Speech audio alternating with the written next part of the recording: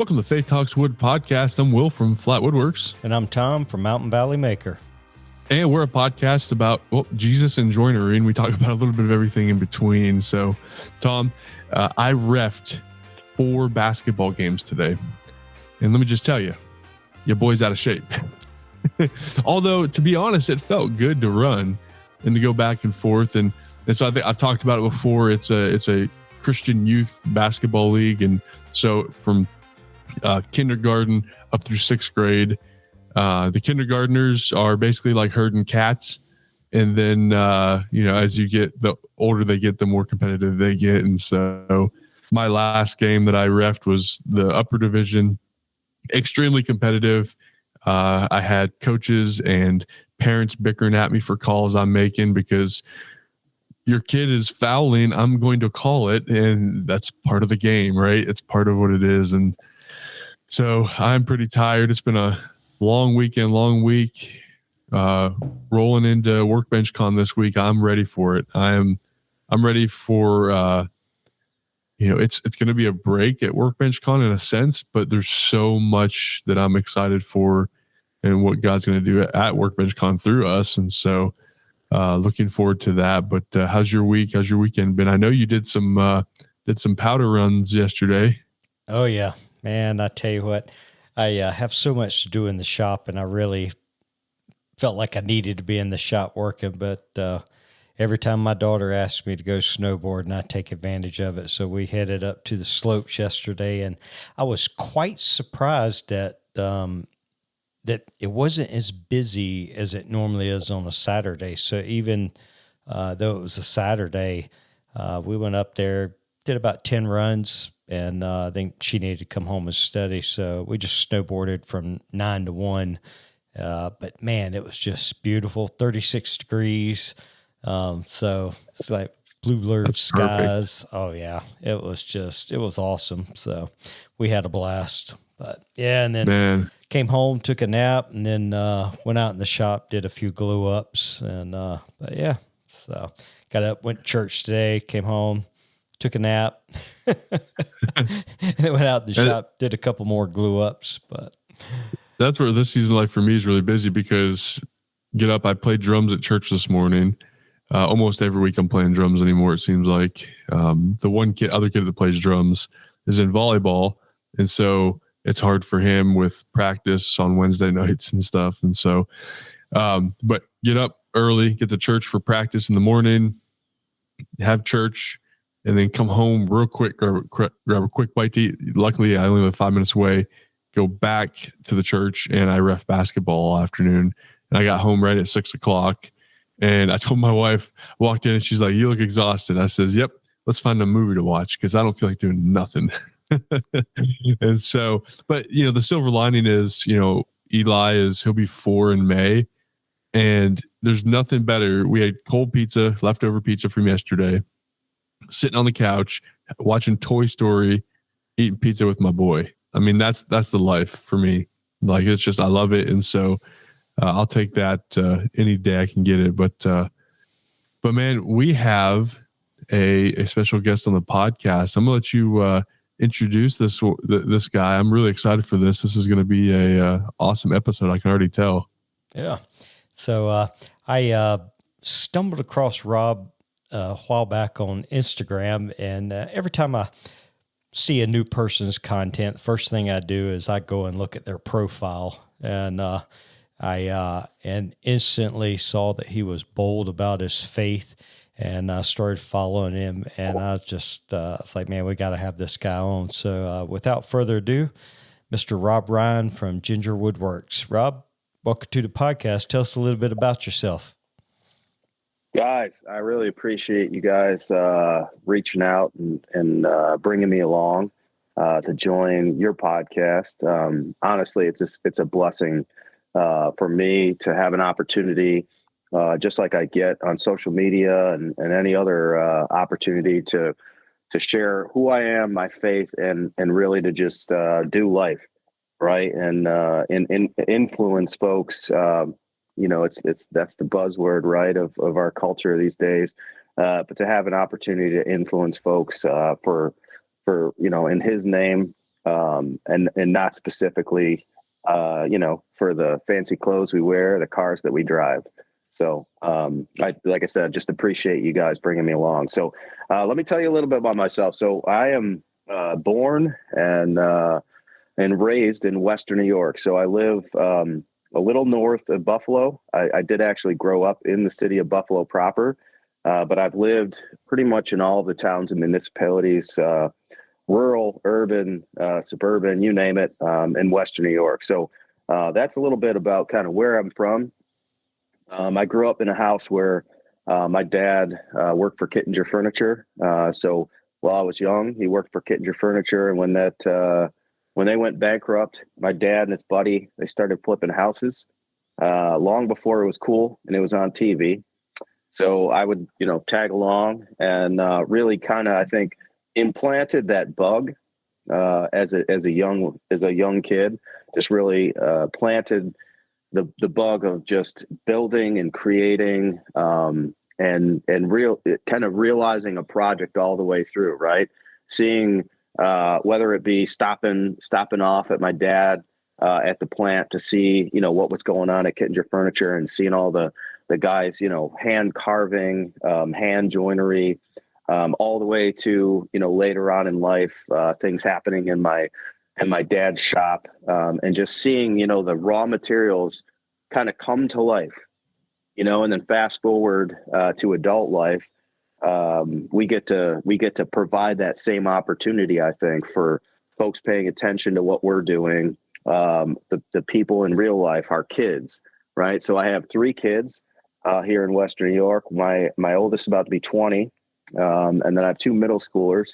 My daughter is she just turned 14, and my youngest son is 11. He'll be 12 this summer. So we're chasing around doing the same thing, Will, constantly coaching my kids. I don't do the ref thing. I like to coach. I like being on that. I like teaching.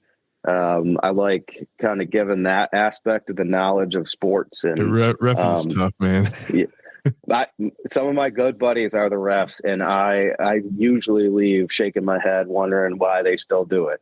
Because we do the same kind of league. It's a church league for basketball. Ours is called Upward. Are you guys doing Upward? So we had historically done Upward. So my oldest, who's almost 20, we've been involved with this program since he was like 5 or 6, right? So I've been involved for about 14, 15 years with it. Was Upwards. Our local church that my wife grew up, it's not the church we attend, but it's the church my wife grew up going to. They have done this, and in about 3-4 years ago, they transitioned out of Upwards because we were getting so big, and the cost of Upwards is kind of pricey. Mm-hmm. So our local church really recognized that it was not only an opportunity for church kids to come and play basketball in a league that, as you know, there's very specific rules as a ref. Some of it's a little bit different, so the rules are a little tighter to allow all kids to play. But because of the fact that we wanted to use this as an outreach, we knew that if we didn't shift away from the Upwards rules towards more of a traditional basketball rules, that we would have kids come in to play, and they'd play one season and they would be out. So we had athletes, we had basketball players that wouldn't stick around, but there was a lot of kids in that realm that they were kids that we wanted to provide an opportunity to hear the word, right? And we were losing it after a year because they didn't like the basketball. Yeah. So that in a nutshell, I mean, it's so it's a little bit different with Upwards. There's rules on stealing and passing and all kinds of stuff that kind of move it a little bit less than a normal basketball game. And like I said, we just decided that we wanted to pull those kids in and keep those kids coming back. And the program has just exploded. I mean, we went from like our middle school division, which I coach 6 to 8. My 2 kids are on that team. So I coach those kids. We also do flag football. So I coach that as well. I also coach the 3rd to 5th because my niece is playing in that division. But our 6 to 8, that division, we would barely get 6 or 7 kids per team on 4 teams. 2 or 3 years ago, we've got 12 to 13 kids on every single team. Wow. I mean, it's been, and we're talking just best guess. I bet it's probably 50% kids that come to the church or come to, let's say, one of maybe 3 or 4 local churches that the Grand Island, Tonawanda, the surrounding areas like the suburbs and everything around our island, that those kids go to. And then I bet 50% are probably kids that are friends at, kids that want to play basketball or flag football that are coming in that do not attend any of those churches. That's interesting. Yeah. So it's been a great transition. What we found with Upward real quick, don't want to get off track too far. Been doing Upward, I think they're pushing 20 years at our church. And we average between 160 to 180 kids, and we're a church of 80. I mean, we're a small church, right? But what we found is, because there's nothing else like it anywhere near us, is that it's actually, people love it because the competitiveness of our basketball in our area has gone through the roof because the kids that are coming through our program, they at least know the fundamentals and they understand, right? But I get what you're saying about the rules and about, it's just different on how you call and, as a ref, right, how I'm making calls, and every division is different. And yeah, so I get that, but yeah, that's awesome. I love it. I'll have to mention that to our leadership about what you guys have done, because I know we've talked about how do we evangelize better in Upward, because Upward only gives you so much, I feel. So one of the transitions that we made, so our program, they call it Impact. So very similar, to be honest with you. It's so similar that I often forget whether we're doing Upwards or Impact, right? You'll get me one day and I'll call it Upwards. Because we've been doing it the majority of the time I've done it. It was called Upwards. But I think the biggest transition that we kind of made was that we've hit the kids with a little bit longer message before their game. So we have the kids come in about 15, 20 minutes before each of their respective scheduled times. And we get a little bit longer of a message. It's a little bit more like Sunday. So a little bit fun, right? So a little game or something that one of the youth pastors will do. Little game, maybe a little song, maybe one or two, and then a message.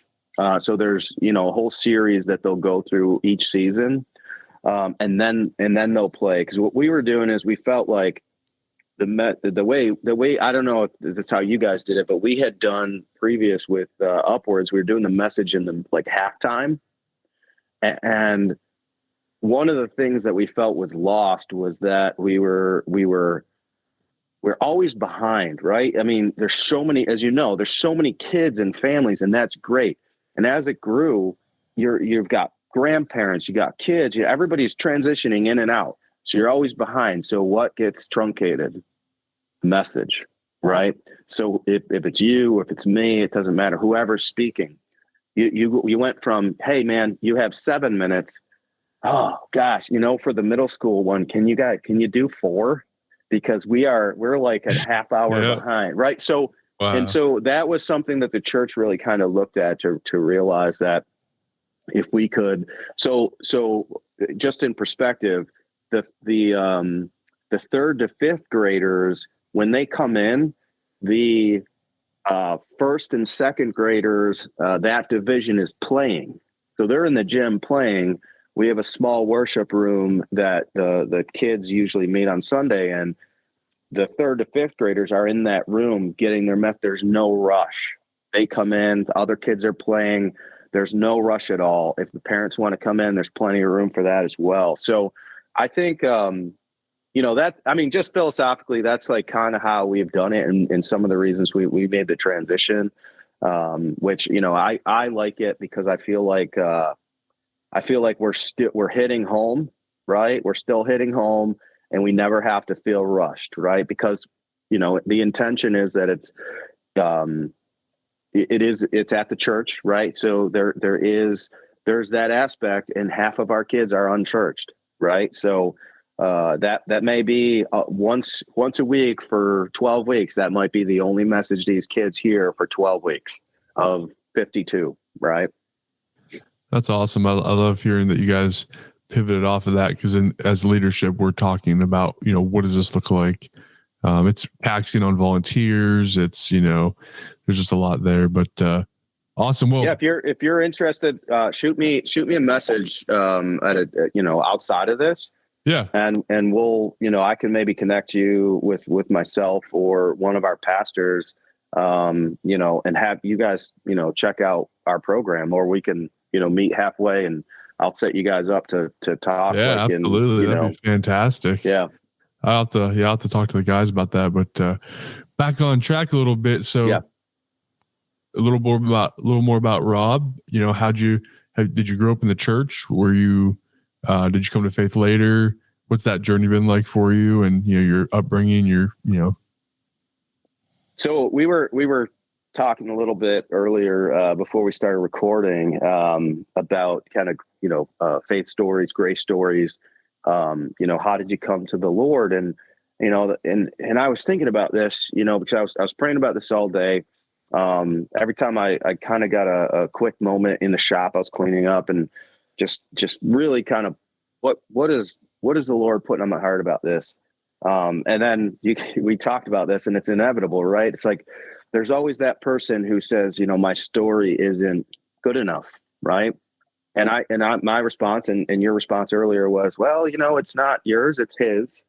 And it is, because which takes me to the next point is, you do the podcast, and every person that you have on, including myself, we all have a different story. And the reason that this works, and the reason that you put these out each week, and why everybody's story matters, is because my story doesn't resonate with everybody. Your previous guests, they don't resonate with everybody, right? And I'm okay with that, because it doesn't matter. It's not about me. So I want to put that out there, because ultimately, what I'm about to say is as we know, it's not my story. It's my piece to his story. So I grew up in the church, in the Catholic Church. So I was going to church pretty regularly. I mean, I grew up going to church, right? So it wasn't just, Easter and Christmas for me. We were going to church, and, I was baptized as a little kid in the Catholic Church long before I, could talk. I went through the first communions and the reconciliations and all that stuff in the Catholic Church. But there was a big hole in the 80s and 90s that, truthfully, my human nature, I'm pretty oppositional, right? So Catholic Church is a lot, there's a lot of rules. It's you come in and there's a lot of rules, and you're supposed to follow them. And 52 weeks of the year, you can almost count exactly, exactly what's going to be talked about on every single week, right? And so when I started to get older, I fell away from the church, I would say, in like mid to end of middle school, beginning of high school, where I started to kind of look around, and I realized, it's pretty much just my mom and my grandma and my aunt. And I looked around, and I thought, it's a lot of moms, and it's a lot of grandmas, and it's a lot of aunts. And I thought, is that really, like, is this for me? I'm a dude, right? I'm a guy. I like, what is this? What is the purpose of this? When I look around, and the only guy in here is the guy speaking, who's 90 years old, and we don't have anything in common. So I kind of started to push back, as I kind of hit middle school, high school, and that led to, a lot of bad choices, I would say, in high school, from, partying, without, crazy detail, but partying and girls and sports. And I got wrapped up in myself, right? I got wrapped up in myself. So I was playing sports at a high level, right? I was playing baseball, basketball, football, all 3 seasons. I was nonstop busy, and my entire existence revolved around my performance on the field or the court. So one thing that kind of happened, and I find this to be interesting. But as part of my story is I ended up freshman year in high school. I got poked in the eye. I got a detached retina. This is the Cliff Notes version, but I ended up with 7 surgeries, and it cost me some time on the field. Right, so I couldn't play football for a couple of years. I missed at least 1 baseball season. I never missed basketball for whatever reason. My surgeries were never around basketball. But fast forward to graduation. I was playing baseball at a high level. There's scouts around. But all I really wanted to do was kind of be in the military. I wanted to be a Marine. But that was kind of dashed real quick. Joining the military was kind of dashed because of my eyesight. So without correction, I could have never been in the military. I can't now. And so I went through a period heading into college where I really had lost my faith. I really didn't take ownership of it, right? Because I believe, like, for a long time, it was my mom's faith, and I was kind of piggybacking on my mom, on my grandma, my aunt. And I really never owned it in middle school and high school. And so I get to college and I'm kind of angry, right? Because I really kind of wanted to go to the military, maybe play baseball in college. I don't know. But I didn't really have like a plan. And so being pretty frustrated and everything like that, my bad choices continued, right? So I went off into adult life thinking, I'm a social worker, so I've been one for 24 years, right? So I work with kids in foster care. I've worked with adults with learning disabilities, adults with developmental disabilities.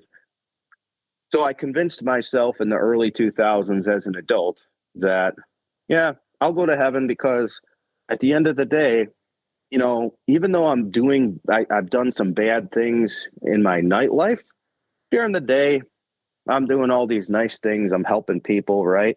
And so I had gotten, the church, I had gotten religion, I had gotten all of that jumbled up into this big mess of, I could just kind of like make up for everything I do in my spare time. By just helping other people, right? So that's where I landed. And I know there's probably people out there who have landed on that. Well, I'm a good person, right? I do nice things. I shovel my neighbor's driveway.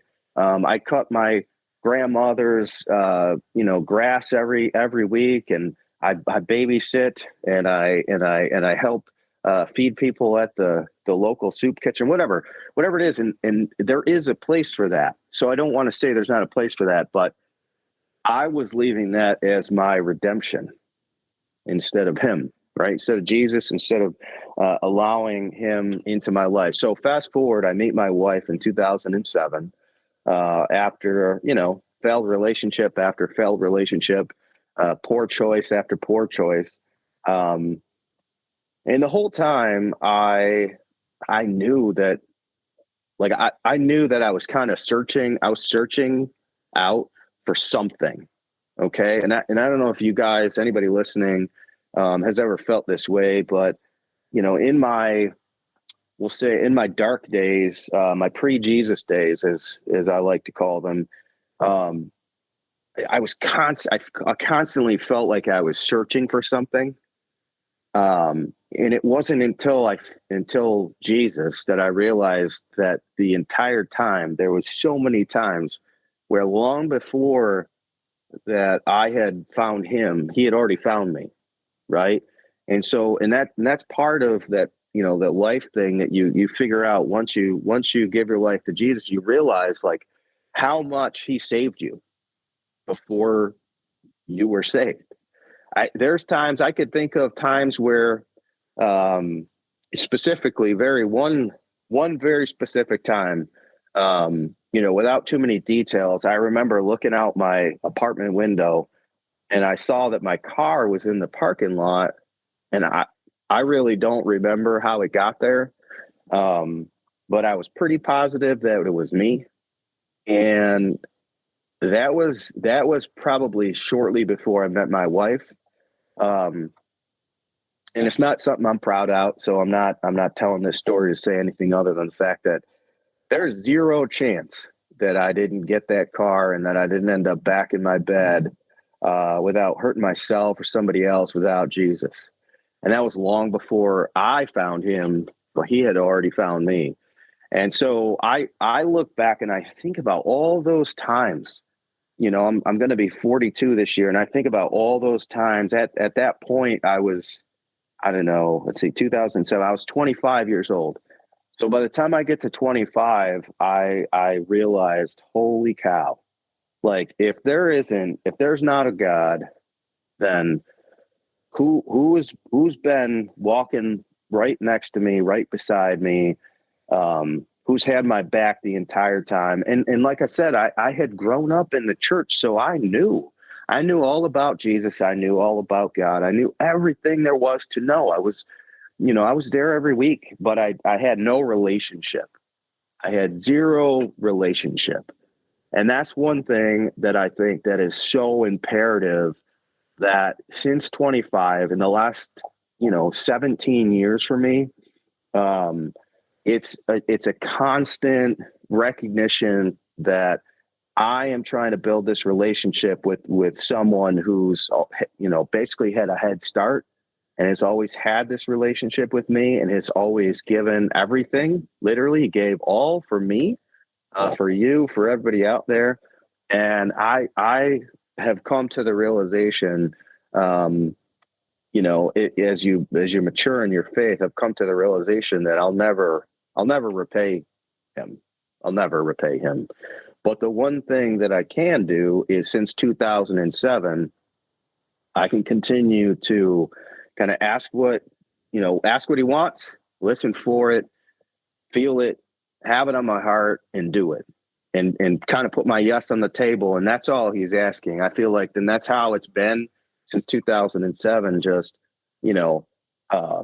just constantly saying yes. And my life has, been 1,000 times more productive, safer, bountiful, blessed, whatever word you want to use. Have things been hard? Sure. The economy is tough right now. Through you raising kids, like we had 3 little kids at the same, all at the same time at different phases of their lives, paying for pre-Ks and sports and all this stuff. I mean, things can be tough, right? It's not, the car breaks down. Like, these things happen. Just because you build a relationship with Jesus doesn't mean your car never breaks down. And I think that's a tough thing. So in 2007, I meet my wife, right? So she saves my life. Between her and Jesus, they saved my life.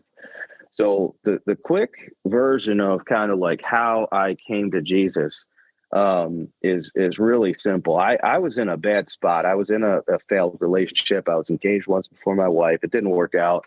Went through a couple years in 2004, 2005, or 2005 through 7. They were pretty rough. And so I meet my wife, and first night I meet her, she comes to my house. She's my brother's girlfriend at the time. It's her friend. So she comes over to the house. And right off the bat, like, neither of us kind of really wanted to like meet each other. It kind of was a thing that my brother and his girlfriend at the time set up. So we meet each other, and right off the bat, we kind of hit it off. Right. So this is June of 2007. So we kind of hang out for a couple weeks, and I start to realize, like, I am just in a bad spot. Like, she's got a 3-year-old, my 20-year-old son. So she had a son. She has a 3-year-old, and she goes to church. She is the nicest human that has ever talked to me in my adult life. Right. So you guys, can understand this. I think you meet this person and you're like, something is different about her. Right. And before Jesus, I'm like, what is it? I don't have a clue because I'm a mess. I'm a human mess full of sin and errors of all kinds. And I meet this wonderful, beautiful woman. And about 2 weeks in, Satan convinces me that this isn't going to work. You cannot change. You're terrible for her. So I say, we can't do this anymore. Like, I'm going to ruin your life. Like, I am a mess. I've been a mess. I'm a sinner. Like, you have a little kid. You're a believer. Like, you are the nicest human. This isn't going to work. So I break up with her, or whatever you want to call this, after 2 weeks. Right.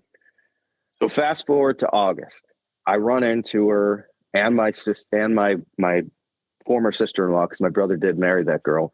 I run into them at the mall here in Western New York. I never go to the mall.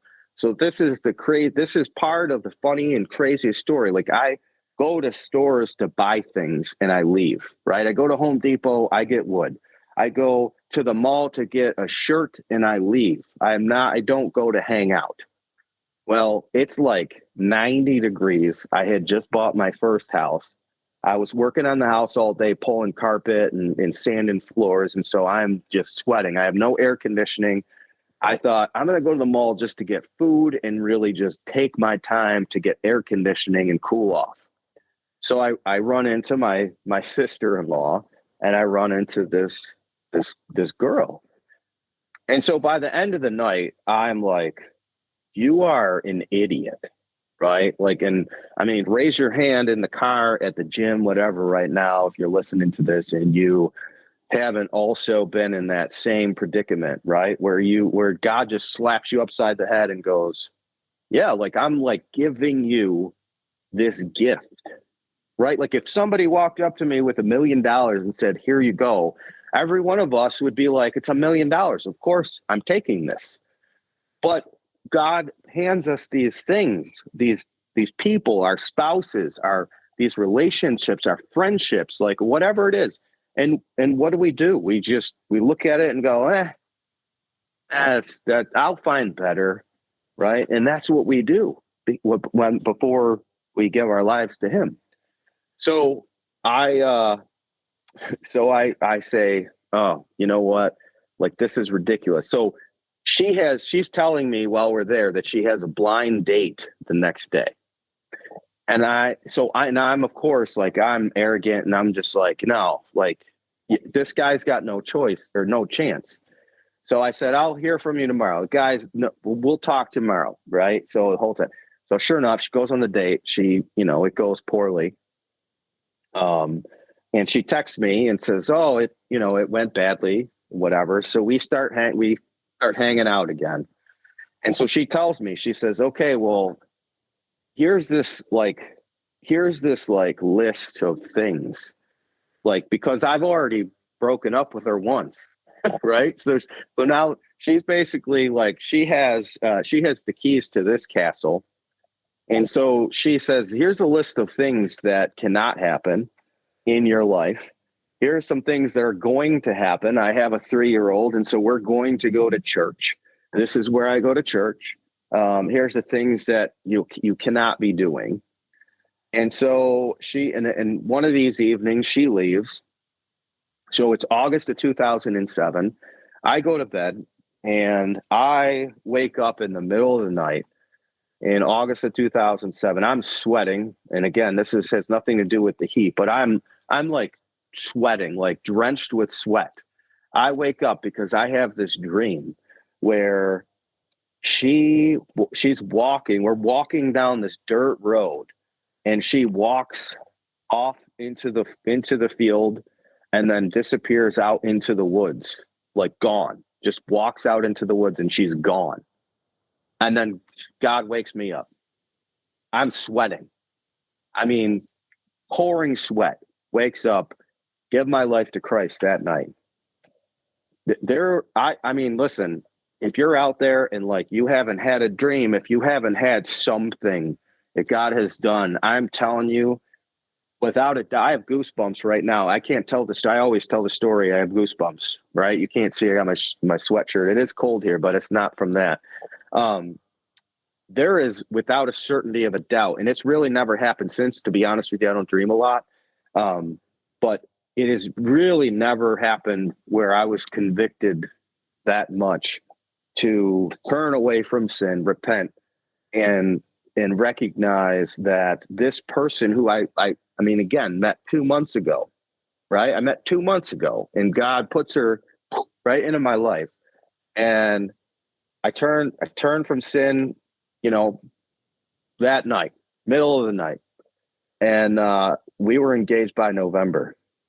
We realized 3 months later, so 5 months after I met her, 5 months after, really, realistically, 3 months after really just turning from sin, accepting Christ, and recognizing that all of the things that kept me from having a relationship with this wonderfully beautiful, inside and out human, everything that was tearing at my heart, tearing at my brain, that was stuck as something that this was life, I turned around, walked away.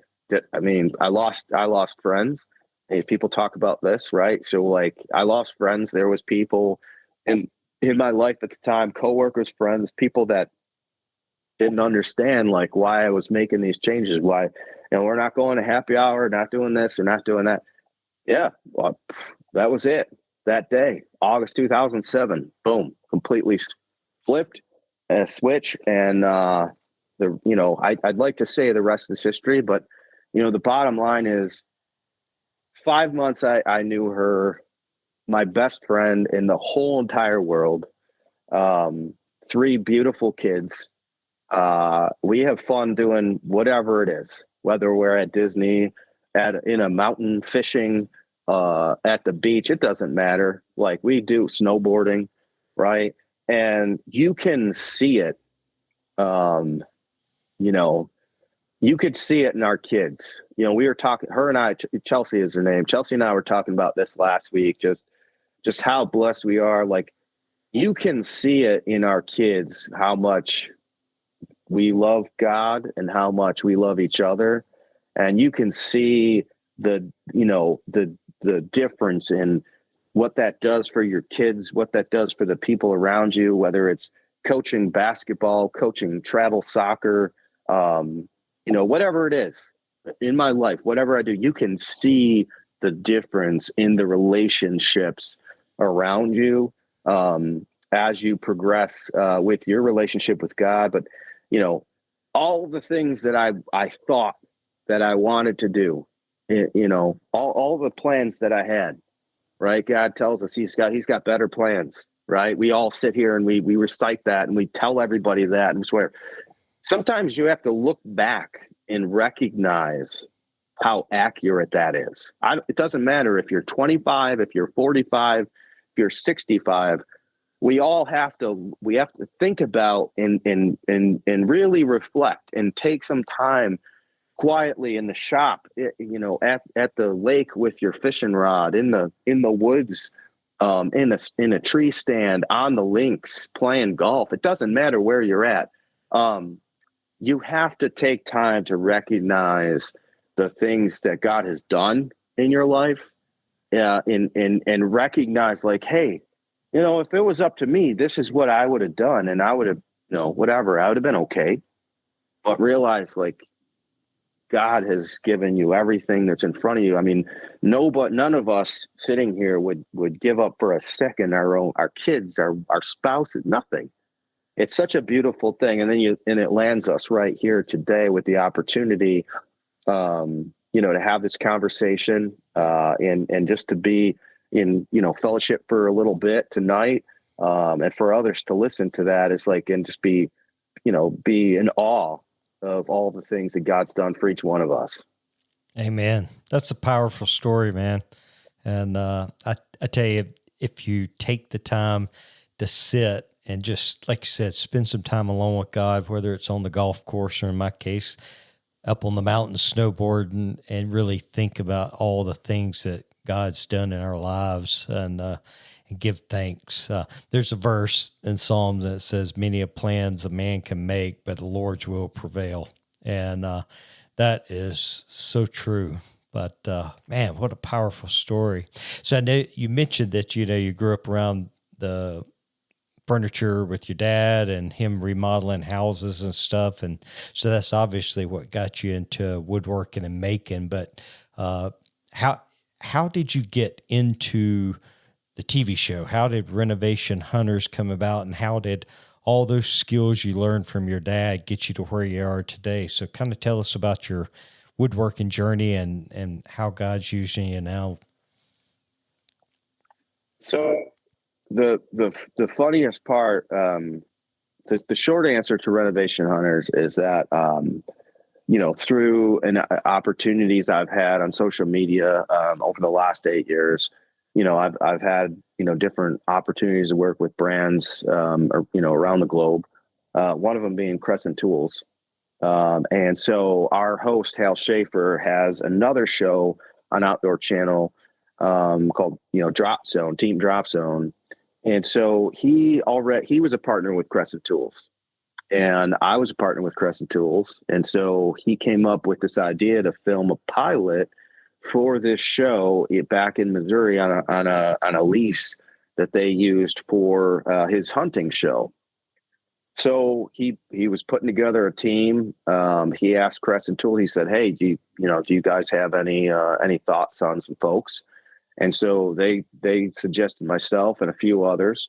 If the rest of our cast kind of came about in different ways, they have their own stories and in connections. So I'm not gonna share that. But for myself, it was really just that partnership with Crescent Tools to begin. And to answer your other question, as far as like how did kind of growing up with my dad and between the furniture business of Kittinger Furniture and flipping homes, both, in the community with his buddy as well as ours. I moved every 5 years. So my dad would, we would buy a house and then we would fix it up, and then we'd move to the next one, he'd fix that up, and then we'd move to the next. And there was reasons, whether it was jobs or, like like everybody else, like your grandparents passed away or your great grandparents passed away, and somebody's house and some family house is available and it's an upgrade. So you move there and what have you. But it was, the funniest part of the whole thing. And I think, I'm going to share this because I think this will resonate. I'm pretty oppositional, and my dad is tough. He's a tough old school human, and we get along, pretty well now, because we have a lot in common, and I've grown and I've matured, and I'm not as much of a pain in the butt as I was at 11. And probably not as hyper, maybe, I don't know, probably about the same. And so as much as, I probably was driving him crazy and looking like I wasn't learning anything. My dad and I laugh about some conversations that we would have, and he would say, "Oh, you've got to learn this, or you're going to have to pay somebody, just like the rest of us." And I would say, "Oh, I'm going to have a really good job and I'm going to pay somebody," and he'll laugh and I'll laugh because, he'll tell me these stories and tell me my response when I was 12 or 13. And that sounds like me, it sounds like me at 13, probably sounds like me at 20 also. So, but I never really had much of an interest as a kid in fully like building or learning, because it got to the, I'm hands-on, right? So I want to do it, right? So holding the flashlight didn't cut it. Right. So I'm that kid. It didn't cut it for me. I want to be in the action, but you're 7, 8, 9, 10 years old. Like as an adult now, we all know like why dad does that. Right. But I want to use the circular saw. Right. But who's handing over the circular saw to their 7-year-old? Right. So I never really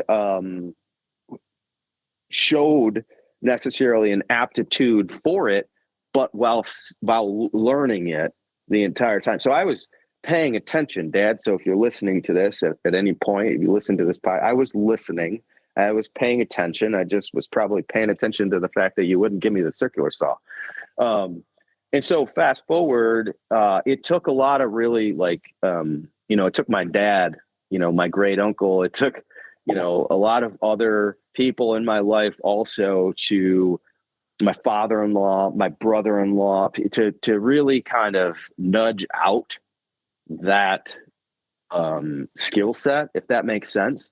And then also I bought my first house in 2007, right before I met my wife, and I was dirt poor. So that also nudges out some of your willingness to do things, and not be completely broke when, something breaks. So I think all of that, coupled with the fact that, my dad kind of, always instilled it there in me, or the ability to kind of work hard and, build with your hands and, kind of sweat equity, those concepts. So those were always there. It was untapped until I recognized that it was something for me. And then I'm so ridiculous that, like, if I set I'm going to do it, right? Whatever I want to do, I'm going to figure out how to do it. I'm going to watch all kinds of YouTube videos. I'm going to find every person, and I'm a learner, right? So that's one thing about me. I love learning, whether it doesn't matter what it is. If I'm going to be involved in it, whether it's coaching soccer or, building a pool deck or what, I'm going to learn and learn and learn and learn. And I'm going to bring 5 people along with me that know something, and I'm going to learn from them. So fast forward to the show, Renovation Hunters, the last 4 years, I've had the opportunity, I don't know if you guys are familiar with him, but I've had the opportunity to learn alongside the GC on Renovation Hunters, which is Kevin Tarkovich. He's really kind of taken me under his wing.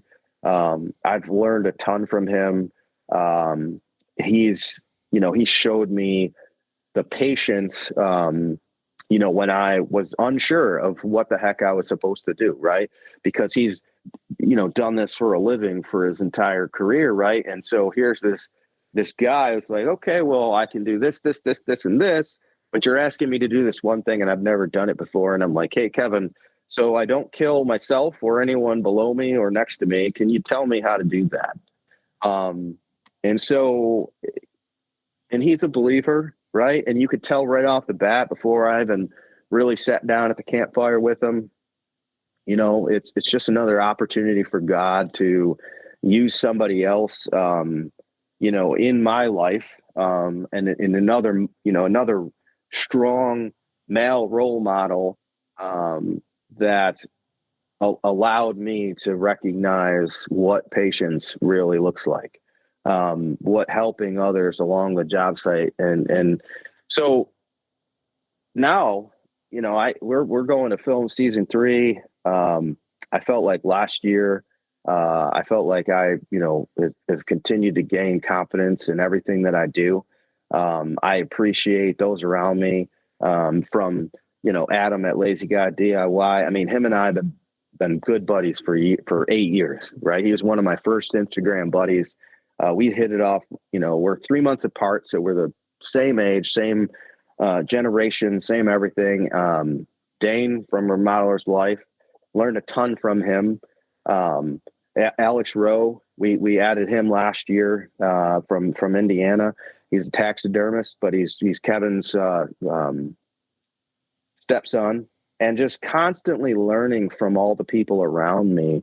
And I think that's kind of what I guess is the most important piece to this, is taking the opportunity, whether it's woodworking or snowboarding or coaching a sport or building and construction. It's like, take the opportunity to set your own ego aside, and learn what you don't know, right? Recognize that there might be another way, right? It might be quicker. It might be easier. It might also get the job done. Just because you do it one way doesn't mean that this isn't another way that at some point in your career of building and making, that that one material or the one angle or the one house or the cabin. I mean, we're in cabins, nothing's square. There's literally nothing square in anything that we do. So having all these people and learning different tricks and tips. If I had 10 days to sit here on this podcast and tell you all the cool things that I've learned from these guys, and hopefully I've shared stuff with them as well, on how to problem solve and all that. But set your ego aside and learn from those around you. I think that's, kind of what I've been learning on this last 8 years worth of growth on Instagram, building, making in my own community, and then on the TV show. That's awesome. So, your Instagram, you said you've been doing that for 8 years.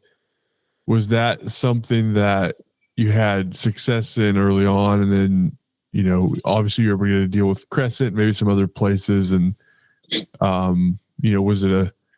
I'm just curious about how that transition went, because Tom and I are both, on Instagram, and the podcast is on Instagram and stuff like that. And I think it's changed a lot over the years, trying to figure out algorithms, why Tom has a reel that goes viral, not related to anything. My wife too, she had one go viral that is like, it's cool, but not that I care about going viral or anything, but I'm just curious about how that transition, like that, why'd you get on Instagram, and then how did it grow from there?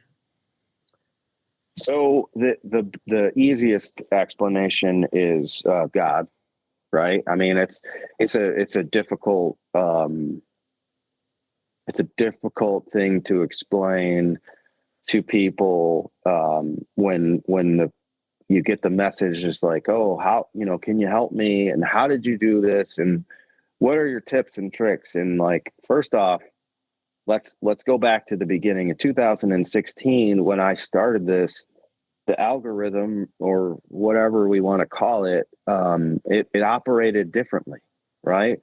So you could put 30 hashtags and I could post a video and grow by 1,000 overnight, right? So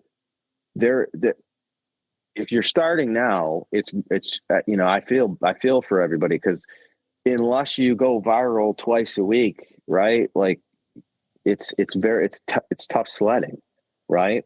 The algorithm is built for, I think, the viral videos and everything like that, and then they'll go well.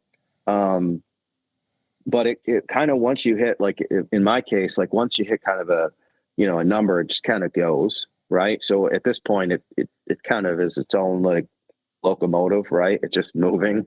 And I just continue to take the opportunity to be a good influence.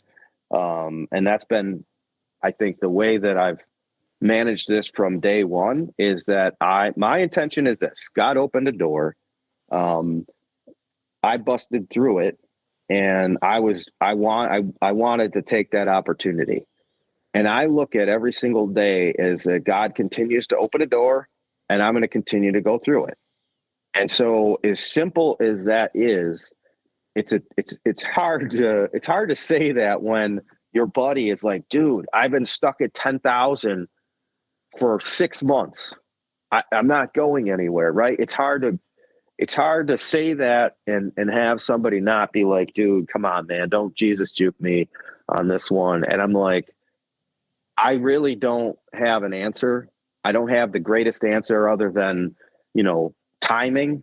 I do believe there's a level of like, intervention, right? I feel like that God has provided me with, a skill set with communication, with, I grew up, my mom's a teacher, right? So I went to, my degrees in education and sociology, right? So every skill set that I have ever used, woodworking and building aside, every skill set that I have ever used in my professional career and in my college education is in communicating with people and educating them. That has served me in the last 8 years. I have taken a philosophy of I'm going to communicate to people, right? So I'm big on Here's the process. Here's what I use. Here's how I do it. I have conveyed all of those messages through the years.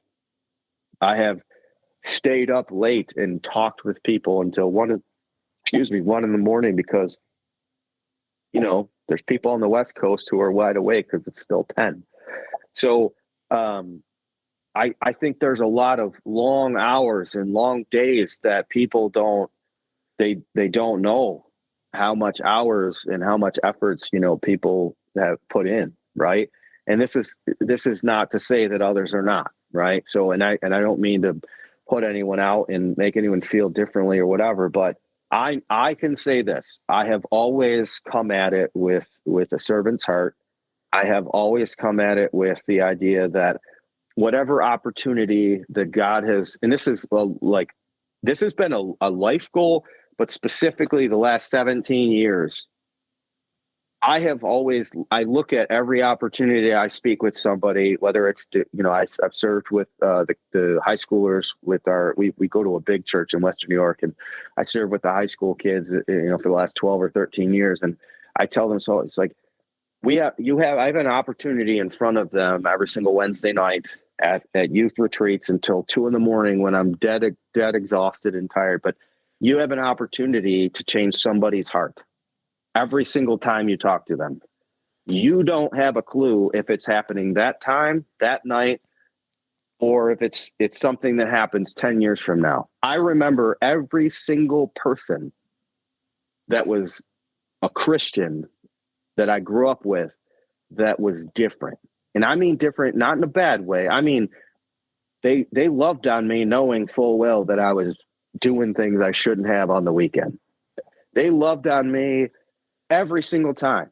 I could tell you every one of their names, their first name, their last name, what their maiden name was, what their name is now. I appreciate every one of them. I have tried to, at some point or another in my adult Christian saved life, to reach out to every single one of them and just give them a little bit of a note. The people who invited me to youth group, even though they knew I would say no when I was in high school, I always say to the kids in my youth group now, I say, I wish I had something like this. And I stop myself because there's, a buddy of mine, Chris Carlberg, I don't know if he'll ever listen to this, but in high school, he asked me every single Wednesday to come. Him and his buddy Ross, they asked me every single Wednesday. We played baseball together. He asked me every Wednesday to go to youth group, and I said no. So I always start to say this, and then I recognize the fact that that's not true.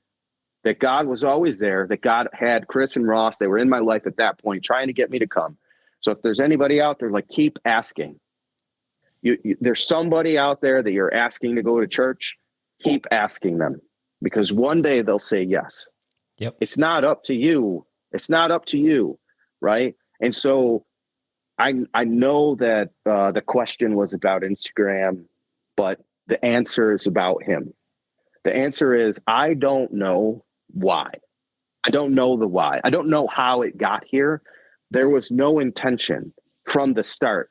I started Ginger Woodworks so that I didn't have to bombard my family members with pictures of my tables and cornhole sets and outdoor projects I was doing for my kids and home renovations. So I moved it over to Ginger Woodworks almost entirely so that I wasn't bugging my mom and my aunts, right? Who want to see pictures of my kids, because as an adult, nobody cares about a picture of you. They care about your kids, right? So it's like, where's the school picture? Where's the whatever? Well, I was taking up their feed with my pictures of my projects. And so that's why Ginger Woodworks started, right? It started because, my kids were little and we wanted to have a little extra spare money. So I started making some cornhole sets. I started making some farmhouse tables, and I was doing well with that for a while. I did picnic tables, I did all kinds of stuff. But I started Ginger Woodworks online so that I didn't bug the people around me. There was no intentions to be where I am today, to be on a TV show. Are you kidding me? It's the funniest part of the whole thing is how it happened. Cool. The fact that it happened is still mind blowing to me. Like I sit around with Adam and Alex and Dane and, cabin. We sit around our campfire while we're filming, like just shaking our heads, laughing that this is even life. Like I didn't intend on being there. I feel very blessed that we're there. I feel very blessed that enough people around the world care enough to see what I'm up to every day. But the number one factor is takes you back, Tom, to how you landed is my profile has never changed. It never will change. The first, the first thing you see when you get to my profile is Christ follower. I never have changed it. I never will change it. Not a single brand that I work with. If you get a chance to watch Renovation Hunters, you'll see throughout the episodes that, at mealtime, Kevin prays, Hal prays, somebody prays for dinner, somebody prays for breakfast, somebody prays for lunch. Somebody prays for the safety of the crew the entirety of the week. What a blessing it is to work on a film set with other believers who sit back and prioritize and realize what our intentions are is to give back to these families of the participants of these that own these cabins. They all have their story, right? It's like, if you haven't seen our show Renovation Hunters, it's like Extreme Home Makeover, right? So we renovate these cabins in 9 days. Every one of the families has a reason. From cancer to ALS to, boys who moved away and whose parents are elderly and they don't get back enough, right? I got goosebumps thinking because we just recently lost one of our, we call our Renovation Hunters family. We lost a member of our Renovation Hunters family recently, Mr. Bobby Joyce. From our Kreitz, Virginia build. His sons applied with the intention that they would have an opportunity to come back to this cabin. They moved away. They go and they went to the big city for their jobs, and they left Kreitz, Virginia, and the cabin was purchased to come back home. It's nearby their parents, and their parents were in their 80s, and they purchased the cabin, but it wasn't something that everybody could go to. It needed a lot of work, and it needed a lot of, modern amenities that we would get the wives and their older parents to be out there and to be able to stay out there. Right. And, it really hit home for us in the last couple of weeks as Mr. Bobby Joyce passed away, recognizing that we were, as a cast and crew, why we do what we do. We do this so that families can come back to the outdoors, that they can fellowship together. And in the last year and a half, like, he's had an opportunity to be out there at that cabin with his boys, with his grandkids. And that those memories are something that the grandkids and the kids, will have for the rest of their lives. And it's been an incredible journey on my behalf. But again, back to where I started this is, it's not I'm just doing one part in his story, and I'm playing that one part, and I'm grateful and I'm willing, and I think that that's something that I wasn't always, and so I recognize the difference in my life in the last 17 years when I've been, willing and able to do what he asked me to do.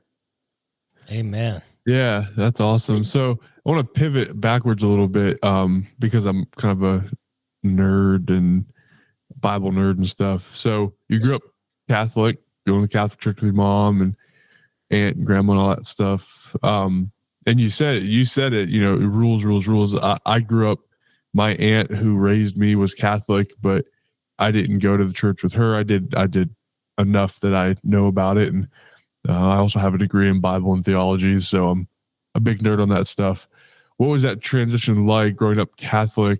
And then I'm assuming you go to an evangelical church now, or, Yeah, Baptist. Yeah, non-denominational Baptist. And so how does that, like, because Catholicism is its own thing, and to go to a Baptist church, I mean, it's a, you get to see Jesus for who Jesus is and how he can work in your life more than just following rules, right? How has that been as far as a shift in how Rob sees God and theology, if you will, from Catholicism into going to Baptist church? So one of my fundamentally, and this again, I'm not going to speak negative of the Catholic Church. What I'm going to say is it wasn't a fit for me. It didn't work for me. I believe that my thing is this: is that if you're believing in any sort of Christian denomination, I'm thrilled, right? Like I think that everyone that God creates every one of us with different skill sets and different the way our brains work. And I see other people around me who are my age who go to Catholic Church who it works for them, right? Like so the way the message is uniform, the rules, it makes sense in their life, in their brains, in the way they view and see and process information. It makes sense to pray to a saint. It makes sense to speak with the priest about your confessions and such. It makes sense to have that person, right? That humanly person, right? And so for me, that it didn't make sense, right? My heart never really understood, I guess, not going directly to the source. And let me liken it to what I've already spoken about, the circular saw, right? My heart, my oppositional nature, I never understood, well, why can't I use the saw, Dad? I've seen you use it 1,000 times. Why can't I use it? And I couldn't process that at 7, at 11, whatever age it was. Okay. And so I believe that God uses each denomination for the folks that need to hear it and to experience his love in that manner. Right. And whether it's my aunt that still attends Catholic Church, my grandmother has passed away, but she'd still go if she was alive. I have friends that go to Catholic Church, and I think it's right for them, and they love Jesus just as much as I do. And so when we're together, the one thing that I know is that our friends who are devout Catholics they love Jesus as much as we do, right? So I want to say that first, because I don't want to offend anybody, because I do believe there's a place for it all. The end game is still Jesus, okay? For me, the transition was something that I, as a college age adult, I will say through the pre-Jesus time, I was seeking Jesus. So this is an interesting thing. I was, through different relationships, I was attending and going to, I went to some Lutheran church services with this girl I was engaged to. Her stepdad and her mom went to, and so I was getting closer to Jesus. So it's hard to explain in an hour and a half or whatever in a podcast, but I was getting closer to Jesus my entire life. So it wasn't like I showed up at 25 and my wife comes into my life and nothing had ever happened. I've already explained that I had friends that I knew. I remember their names, their last names. I remember every detail about the conversations we had about Jesus. So Jesus was always there, and I was always still he was always on my heart in a sense. I just was, I pushed it away. So I was I went to a Lutheran church a couple times, for a while there. And my heart was kind of, we'll say, softening is probably the best way to describe it in college. So from the Catholic Church to when I met my wife and I started going to that, more non-denominational Baptist, that style church. I was softening in my early 20s to get to that point where what God was doing, and I really believe this, God was opening my heart to a relationship with him. And there was people in my life in my early 20s who were showing me an example of what that looked like. That they were showing me that I had, in a Catholic religion, my grandma and my aunt and my mom, there's nothing against them, right? I'm not complaining. It's just, it was like, you are going to church because that's the rule, right? And that's going to happen. And this is how it's going to happen and whatever. And so I always felt like it was really in my face. And so again, my heart, my oppositional nature, like that really didn't work for me. What did work for me was sitting there at the Jewish Center in Western New York, playing basketball and showing up, smelling like beer at 6:00 in the morning, stretching with guys who were pastors at the current church that I attend, who also knew my wife. Before I met my wife, I was playing basketball with a guy, Pastor Joe Vacanti, of Western New York. Him and his wife operate a church called Wonder. I was playing basketball with Joe, who just stretched and loved on me. He showed me what it was like to be loved by a Christian man, who he knew that I was a sinner. I came in smelling like a sinner, and he knew that, and it didn't matter to him. And so I'm still never changed me, right? So I'm sitting here and I'm stretching and I'm talking, and my language is terrible. And I think now, I'm like, oh my gosh, I can't believe he even talked to me. My language terrible. I smelled like Labatt Blue, and he's just talking to me and hanging out. It didn't matter. And he's a pastor of a church. And it turns out he's an intern, or he's got a pastor. He's a pastor at the church that I now coach basketball. He and his wife, he's interning there. His wife is part of the youth group. My wife she's 4 years younger. She's going to this group, knows this guy and his wife, while he's sitting, and I don't even know my wife at this point. We're talking 2003, 2004. My wife is in high school. I'm playing basketball, smelling like Labatt Blue, and he and his wife are loving on my wife, and they're loving on me. We don't even know each other. 4 years go by, and so again, we get to 2007, and I give my life to Christ. It's already been something that God has been building and showing me the application of what this looks like. How does it look? What does it look like to be a follower of Jesus? Because that's what I wanted. That's what my heart needed. That's what and God knew that. He needed to put all of these people in my life in high school and middle school, who turns out we're going to these churches that I end up going to eventually and loving being there. I mean, just my heart is full when I'm at these places.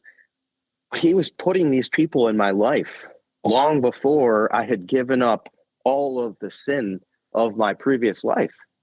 And so then I get there, and it's like the light, I wake up that night and it's the light switches, and I'm like, I knew how to do it. If that makes sense, right? I knew what I needed to do. I needed to turn around. I needed to recognize my sin. I needed to throw out this and throw out that, literally, not just figuratively. Sometimes it was throwing things out, move on. And I knew that it was going to be tough, because I was going to have to explain to people in my life that, like, I was changed. And so I did that, just like, folks out there listening right now. I've been there. Or maybe you're there right now and you're one, oh man, this is no, it's hard, but it's worth it. It's hard, but it's worth it, because 17 years go by, you look back and you realize what a blessing of all of the people that have been in my life. And I think about all of them all the time. God has that on my heart nonstop when I'm speaking to kids in high school, when I'm having this conversation with you guys. These people are on my heart all the time, because long before I should have been given that grace, I was. Yeah, he was planting seeds way back then. It's awesome. That is good stuff. And what you're talking about, those people loving on you in those situations where you smelled like beer and foul language and all. And that is what Jesus did. You know, if you read throughout the New Testament, he wasn't going, I mean, obviously he was hanging out with the disciples and stuff too, but man, I mean, he was going to any and everybody and loving on them. And that's what we're supposed to do. And so that is awesome. Man, what a powerful story. So, you know, we kind of like to finish off with what we got going on. I know you said you're getting ready to leave for going for, I guess this is season 3 or season 4. You're getting ready to start filming. But it'll be season 3. Yeah. So what you got going on in the shop? Do you, with filming and stuff all the time? I know I've seen you on your Instagram feed messing with your laser a lot, Lakel, but what else you working on in the shop? So, despite filming and everything, I'm still married. I still got kids. They're still coming up with all kinds of stuff. My favorite stuff to do is outdoor. It's outdoors and kid stuff, right? And so when I can combine that, whether it's a tree house or whatever, that's the best. I've got over the winter, it's a little bit more tricky. It's trickier in the winter in Western New York because it's cold, right? So everything has to, you got heaters on out here. So it's probably in the next month or so, we've got a bunch of outdoor projects coming. I'm probably going to be adding a couple of small decks around my property. I think I'm probably going to be adding another shed. So I don't know. Space is constantly. I've got 2.5 acres, so we're going to be building some fencing, doing that stuff, projects like that. So as soon as the outdoor comes, we're going to jump on that.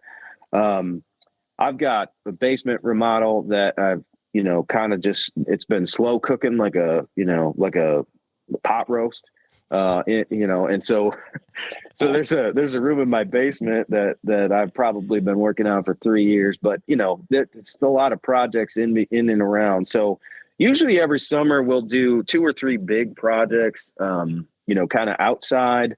Last year, I redid my daughter's completely redid her bedroom while I was filming, like in and out. It was just, we have a cape and just logistics of where doors were to, she's got slanted ceilings and old flooring. So I redid her room, built her a new bed, built my son a new bed. I've got to redo my office. So the next phase of the upstairs is to kind of come out from her room. I'm going to redo my office. We have a cape with a room where you kind of walk through. I guess you could put a day bed or something like that for a guest if you wanted to. But it's primarily my office. So that's where I do a lot of, the unfun stuff with Ginger Woodworks, as well as paperwork for work for my job. So I'm going to be doing that. And then, I want to do like a grilling area. So that's been something that I have kind of been dreaming about for, 2 or 3 years. But again, it always just kind of comes down to priorities. What does the family need when I'm in between filming, in the outdoors in the summer? And then, what do I need? So there's always like an endless supply of projects that'll come up both at my brother-in-law's house, my in-laws' house. So those ones are really, I don't necessarily have control over that. I'll take commissions. I'll be honest with you. I'm at a point now with commissions where, come to me with something really cool and fun and exciting, and I'm probably going to say yes, whether I have time or not. But if it's something I've done 100 times, I'm probably going to connect you locally with somebody else that does this, that could do it. I think so. I've got two coffee tables that I need to finish up as well, that are, kind of started right behind me over here. So I'd like to finish those 2 as soon as the spring kind of hits. Right now it's been, the Christmas season, and then leading into so with the Christmas season, it was laser stuff. It was CNC work. I kind of operate on a month to month, like a schedule, between the show and then seasonal. I mean, just like anybody else doing, woodworking, you're operating on a schedule of like, what are the events, what's going to sell, what's going to pay the bills, or at least pay for new tools.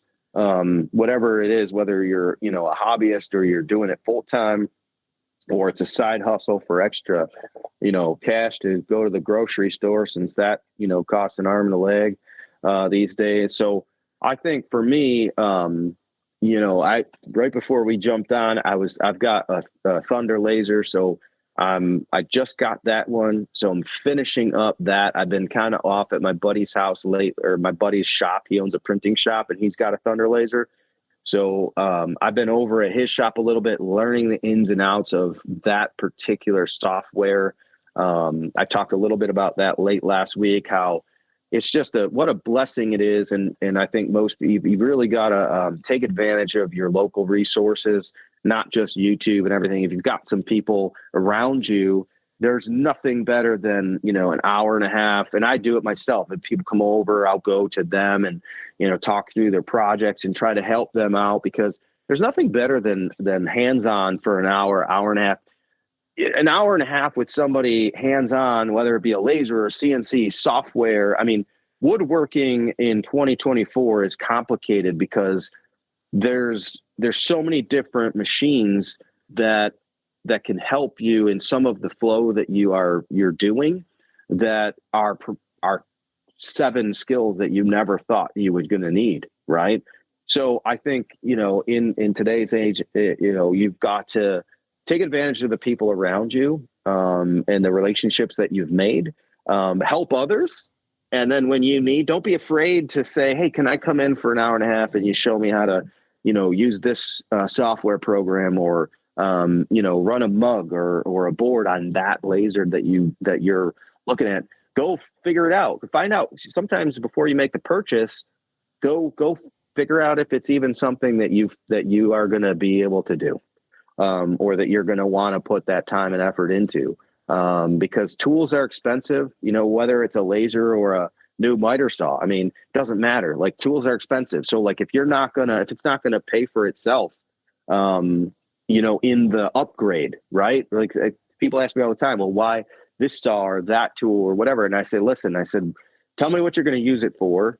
Is it a hobby? Are you going to be hanging pictures? Are you going to be building decks and whatever? And I'll tell you, what kind of tool or level of tool that you may want, right? Or price range, because, if you want to upgrade just to upgrade, if you have the money, cool.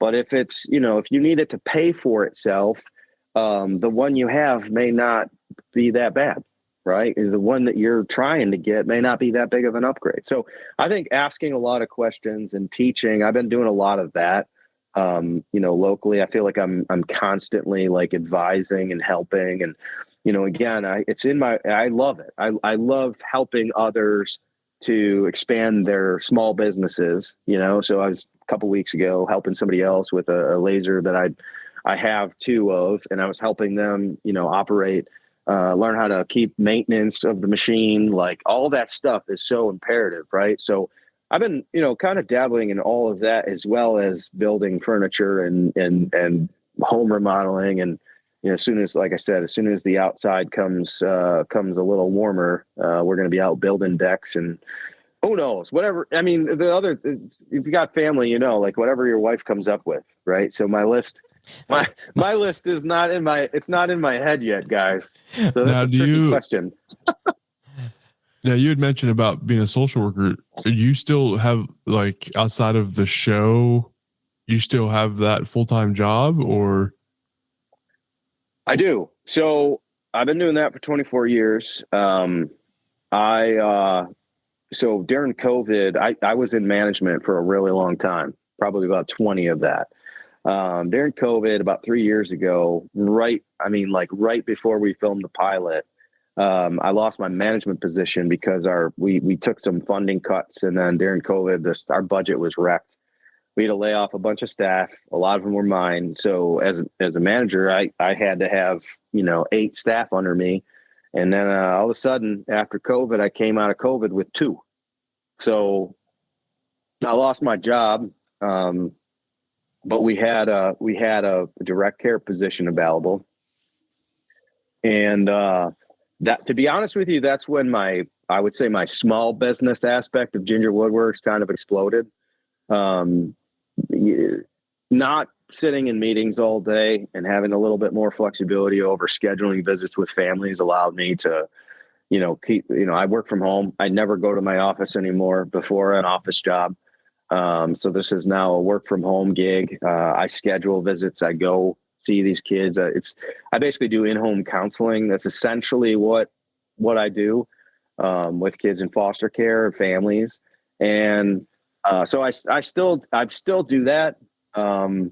I'll say this, I have, I've gotten to a point where it's really, I'll do it as long as I feel like God is put it on my heart that there's always a need. So I don't want to say that there's not a need, but I'll do it as long as, I feel like God is asking me to do that there isn't another opportunity that's, I guess number one priority would just like that would be better for my family, for my own kids, right? That would be also a great fit that would allow me to still coach my kids' sports and still film the TV show and where. So that would be the only caveat. It would be better for my own family. But at this point, I've stayed through the last 8 years of, Ginger Woodworks. I've stayed doing that in large part because I felt like God opened this door over here, but he wasn't yet telling me that it was okay to close this door, if that makes sense.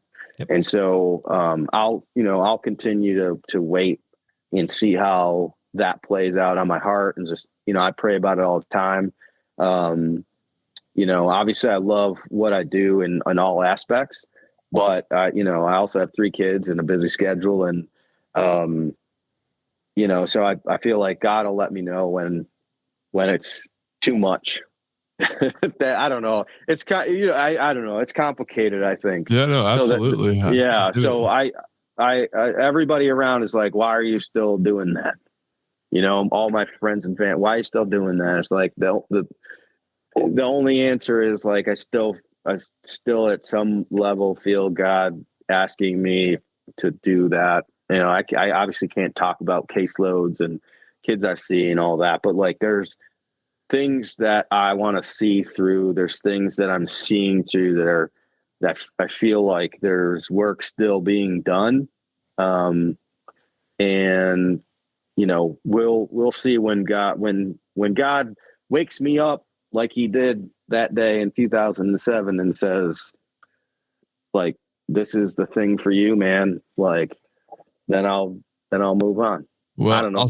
I'll say this. I grew up in, I don't say I grew up in the system. My sister was in that. I've been around social workers and I've been around that side, my whole childhood.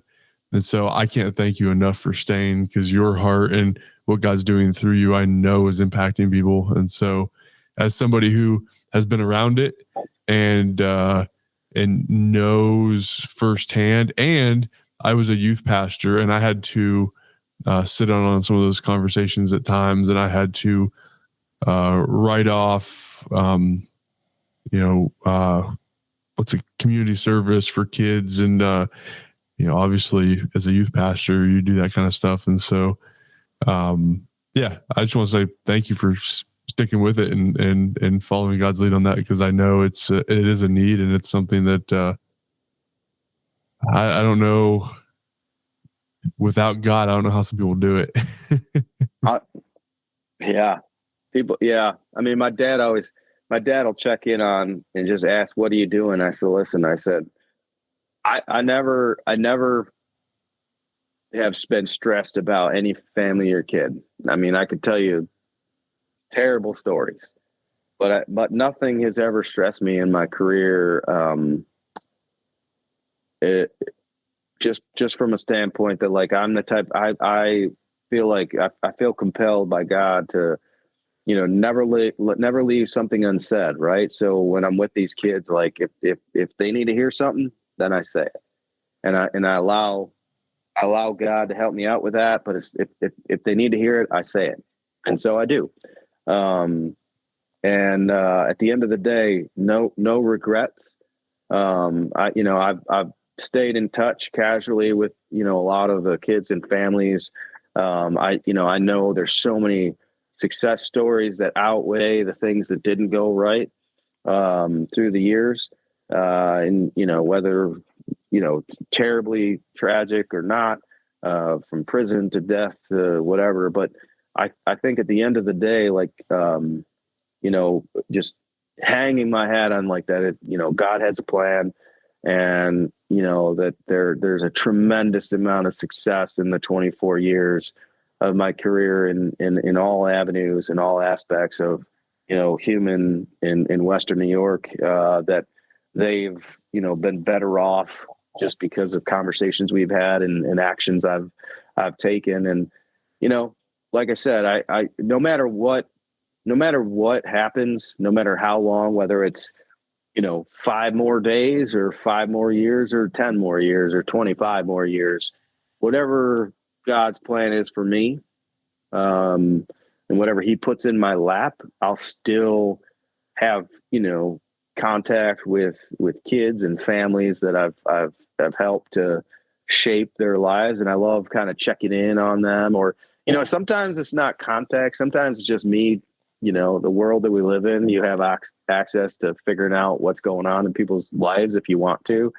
And so it's cool to just kind of like hang it out there a little bit, take a little 10-minute journey down. Hey, I wonder, if I can figure out how this kid or this family is doing. And it's what a blessing that, that has been in the world that we live in, where you can have access to information and you can see what people are up to. And to see, and that helps, so if you're out there and you're a social worker like me, or your teacher or whatever, those things help, that vicarious trauma, as they call it, right? It's, you live your life in a world of hurt.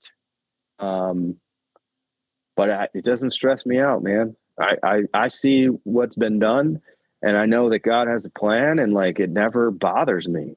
And I never worry about it, because I know that, lives have been saved, and kids have been, I got kids that I want, kids that are making tons of money as welders and, whatever, and in directions that I helped point them in.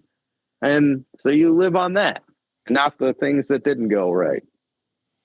Absolutely, man. I could talk about this kind of stuff all night, but, Tom, what do you got going on in your shop?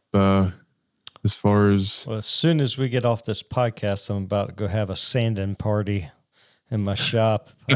So I praise God.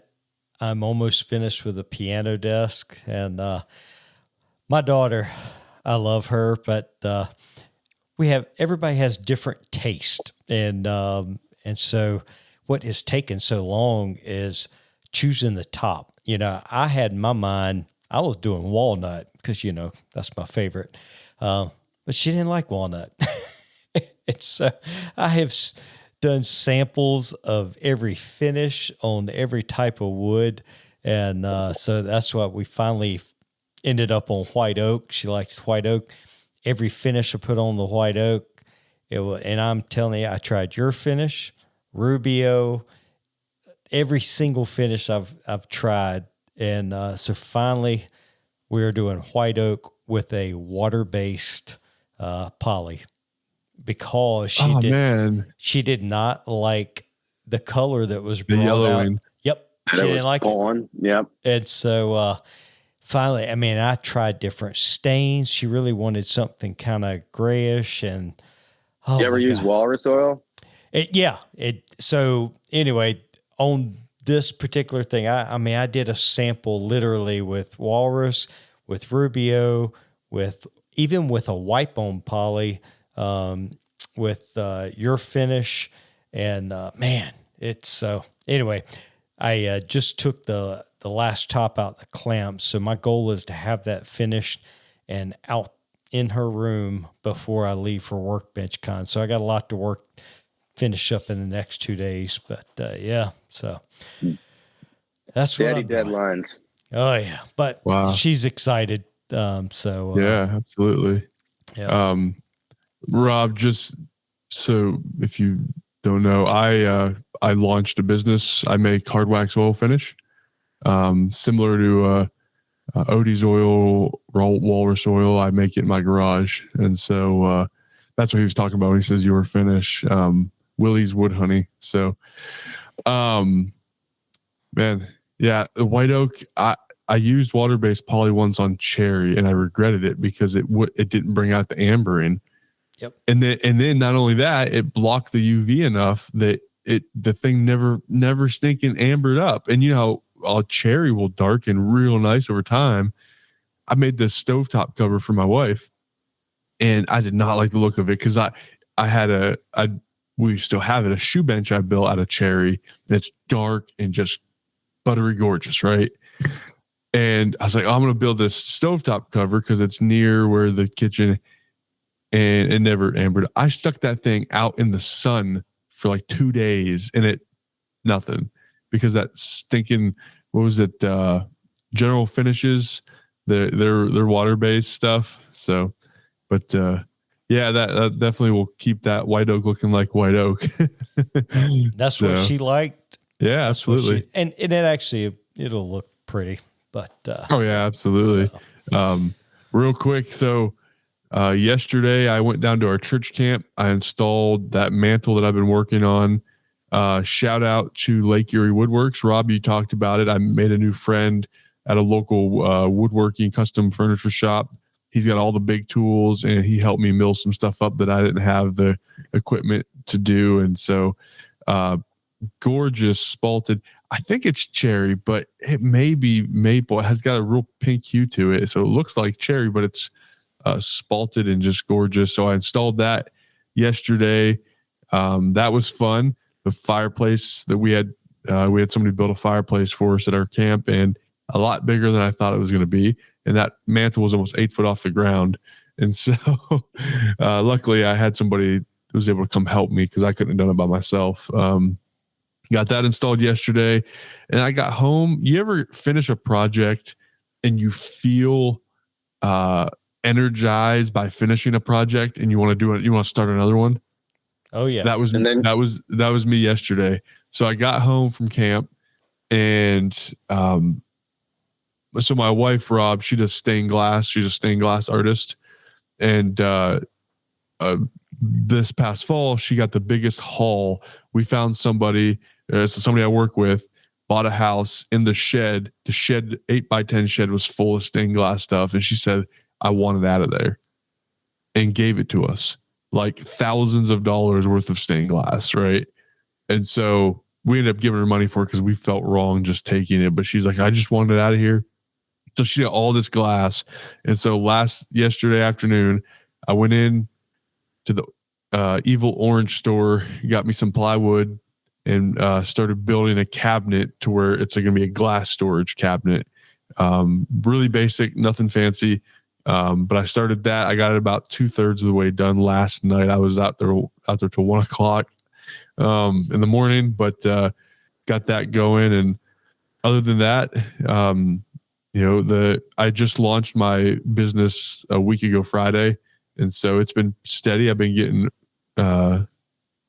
getting some orders and making some relationships with some people that are really excited about it. And so super, super excited about that. But I'm going to get my wife's glass storage thing done. And then she requested a kind of like an entry table kind of thingamabob that she can set her purse on and stuff when she comes in the door.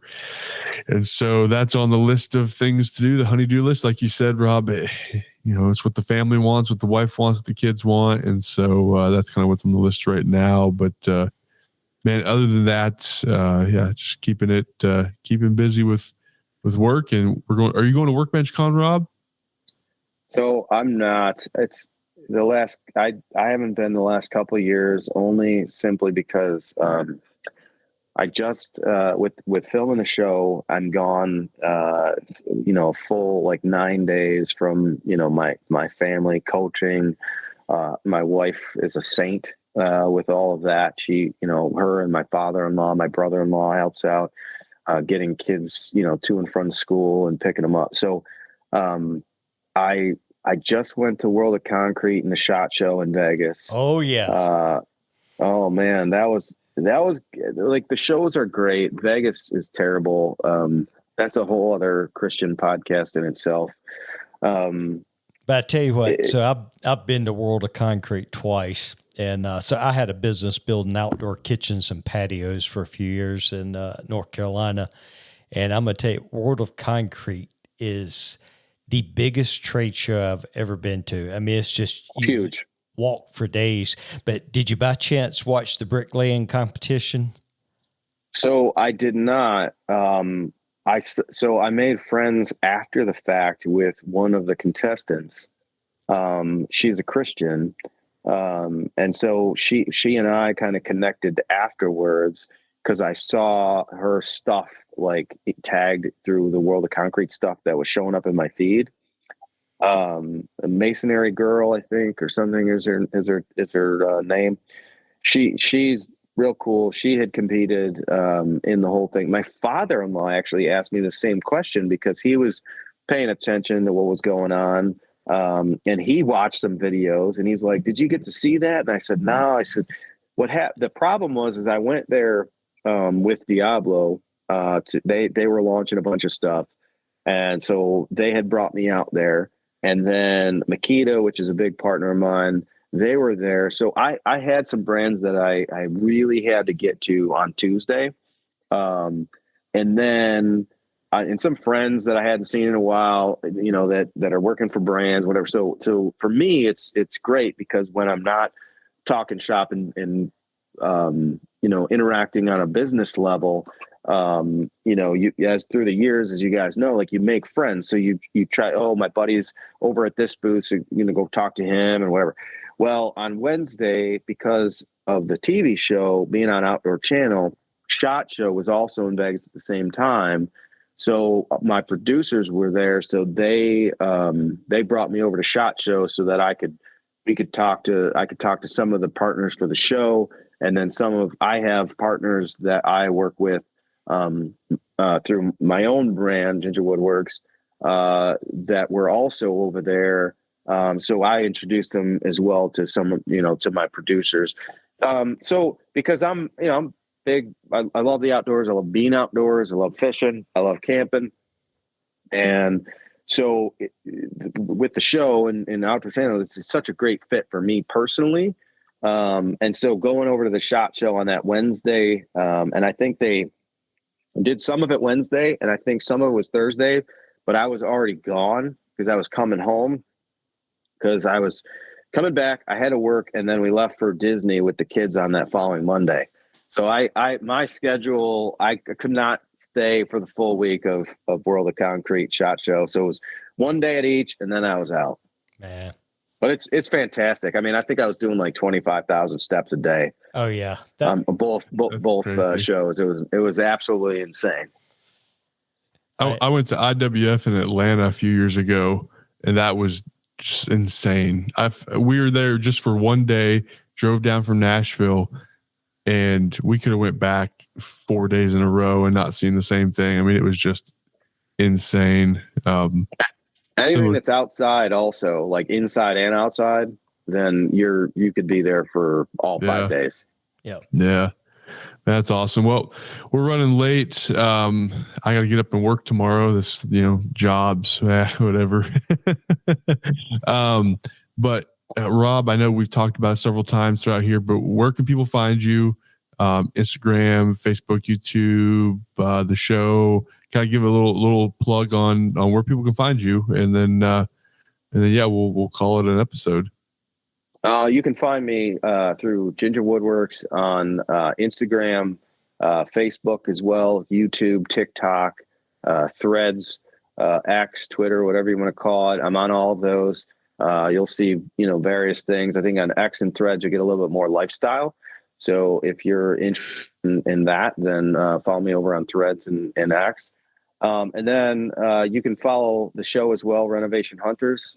Season 2 is airing now. It started Friday. It's on Outdoor Channel at 8:30 on Fridays. So that'll air for the next 2.5 months, and then it'll re-air. So if you have Outdoor Channel, you miss it. They kind of re-air the episodes throughout the week, and whatever was shown on Friday, they'll re-air it over the summer. They'll also air it in the fall. Season 1 can be seen on Amazon Prime. If you search Renovation Hunters, you can get a free trial of My Outdoor Channel, which is Outdoor Channel's like streaming service. So after 6 months, our show goes on to that streaming service. So 6 months from when season 2 ends, let's say it's April or something, end of April. So 6 months, October, November, it'll be on My Outdoor Channel. So, but either way, you can get a free trial of it right now on Amazon Prime by searching Renovation Hunters. You can watch all of season 1 for free. If you don't have Outdoor Channel and you're looking for like kind of a cheap way to watch this season 2 live when it goes on, the Friendly app, FRNDLY, Friendly, it's like $8 a month and you can watch it live. They have a bunch of other stuff. They have like the Hallmark Channel, I think, Western Channel. There's, probably 30 or 40 channels that many of you listening may be interested. And again, it's $7.99, I think, a month. It's super cheap. I keep it all year. I think I have the Pro or Platinum. It's like $10 or $11, which allows me to save unlimited amount. So I can save. So all of season 1 is saved on there. So if anybody comes to my house and they haven't seen it, they can watch it. But the basic entry Friendly app is like $7 or $8, something like that. So, check it out. If you're interested in the outdoors, you'll definitely find a lot of other shows on the Outdoor Channel that I think that you'll really like, from fishing to hunting. They're heading in a new direction, I think, to meet the needs of, the next generations of folks who are outdoors and, various outdoor sports and just equipment, and there's just knowledge. I mean, if you're not really familiar with the Outdoor Channel, I think one of the cool things that you'll find real quick is it's not about shooting a deer, right? It's about learning how to safely operate firearms all the way to, harvesting an animal and really like living off the land and the education and all that. And I think if people check out some of these shows, you'll realize that there's a lot of education involved and preservation. So. Cool. Man, that's awesome. Well, appreciate you coming on the podcast. We love having all walks of life of people, and your testimony is, it's crazy how God just wakes you up and smacks you across the face and says, "Hey." So thank you for sharing, and look forward to now that I know about the Amazon thing. I've got some airport and plane time with free Wi-Fi on my Delta flight, and so I may have to watch me an episode or two. Yeah, check it out, man. I think you'll like it. Awesome, man. Well, I appreciate it. Well, until next time, I'm Will from Flat Woodworks. And I'm Tom from Mountain Valley Maker.